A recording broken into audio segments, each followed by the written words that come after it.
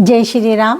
किष्किंधा कांड में हमने पढ़ ली हैं 10 चौपाइयाँ। आगे पढ़ते हैं। इसमें बाली ने अपना शरीर त्याग कर दिया है, उसका निधन हो गया है। आगे पढ़ते हैं। जय श्री राम। मंगल भवन मंगलहारी द्रवौ सदशरथ अजर बिहारी दीन दयाल विरद संभारी हरो नाथ मम संकट भारी। राम बाली निज धाम पाठावा नगर लोक सब व्याकुल धावा।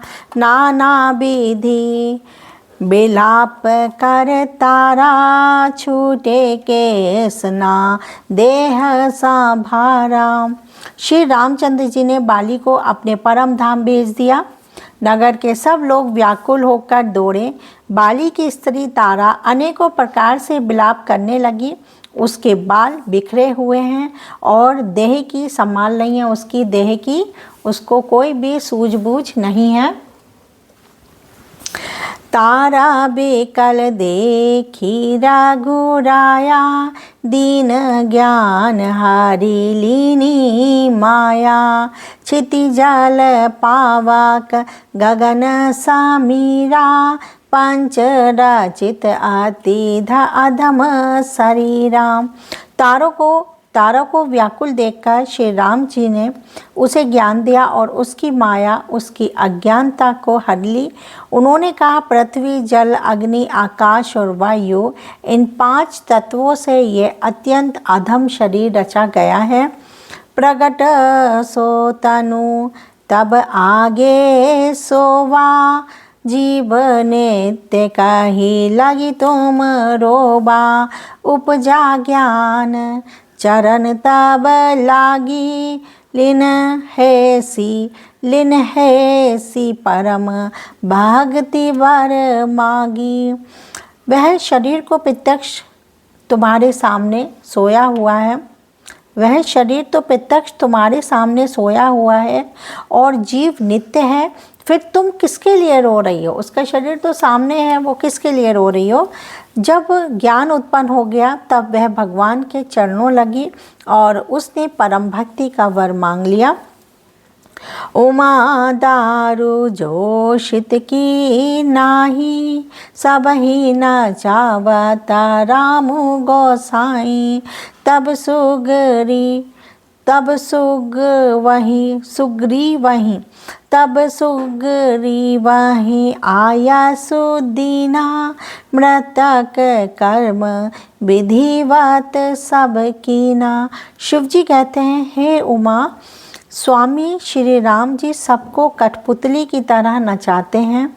तदंतर श्री राम जी ने सुग्रीव को आज्ञा दी और सुग्रीव ने विधि पूर्वक बाली का सब मृतक कर्म किया।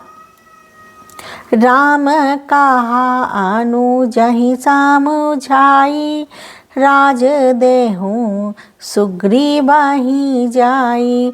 रघुपति चरण नायिकारी माथा चले सकल प्रेरित रघुनाथा। तब श्री रामचंद्र जी ने छोटे भाई लक्ष्मण को समझाकर कहा कि तुम जाकर सुग्रीव को राज्य दे दो। श्री रघुनाथ जी की प्रेरणा आज्ञा से सब लोग रघुनाथ जी के चरणों में मस्तक नवाकर चले। लक्ष्मण तुरंत बोलाए पुरजन विप्र समाज।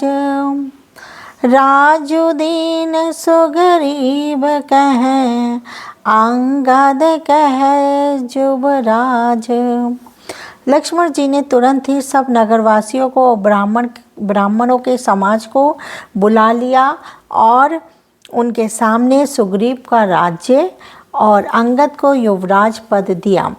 मंगल भवन अमंगल हारी दवहु सो दशरथ अजर बिहारी।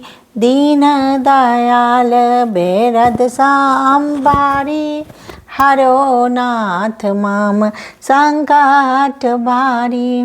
उमा राम सम हित जग माही उमा राम सामहित जाग माही, गुरु पीतु मातु बंधु प्रभु नाही।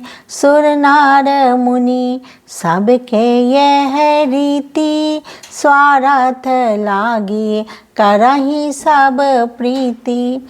हे पार्वती, जगत में श्री राम जी के समान हित करने वाला गुरु, पिता, माता, बंधु और स्वामी कोई नहीं है।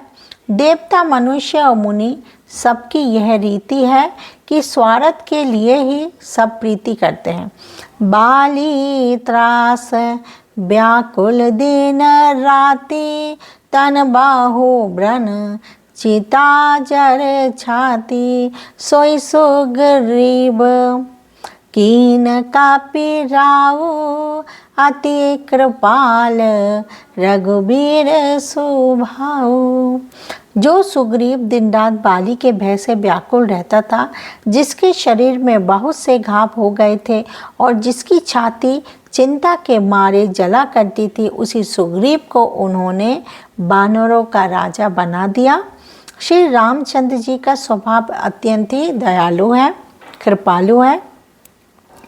जानता हो आस प्रभु पार हारही, काहे ना विपति जाल नार परही। पुनि सुग्रीवाही लीन बोलाई, बहु प्रकार क्रम नृपनीति सिखाई।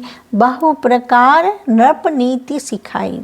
जो लोग जानते हुए भी ऐसे प्रभु को त्याग देते हैं, वे क्यों ना विपत्ति के जाल में फंसे।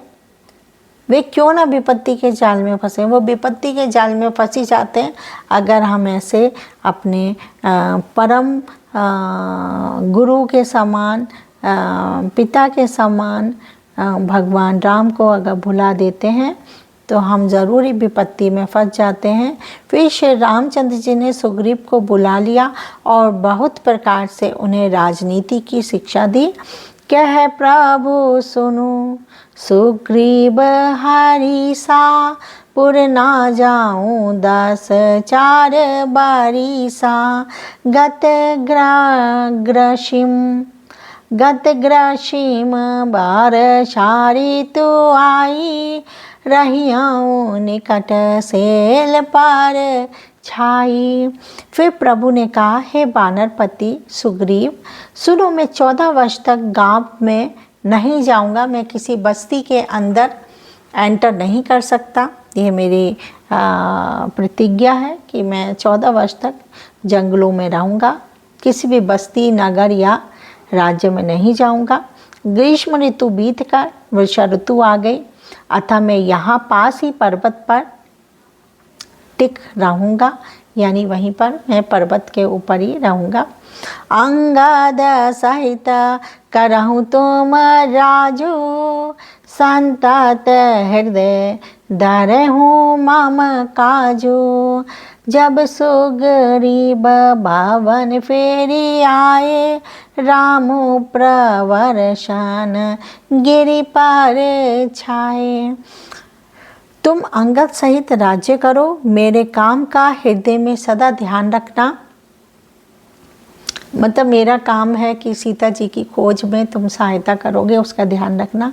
तदंतर जब सुग्रीव जी घर लौट आए, तब श्री राम जी प्रवर्षण पर्वत पर जा टिके। प्रवर्षण करके नाम पर्वत था, वहाँ पर प्रभु ने अपनी कुटिया बनाई।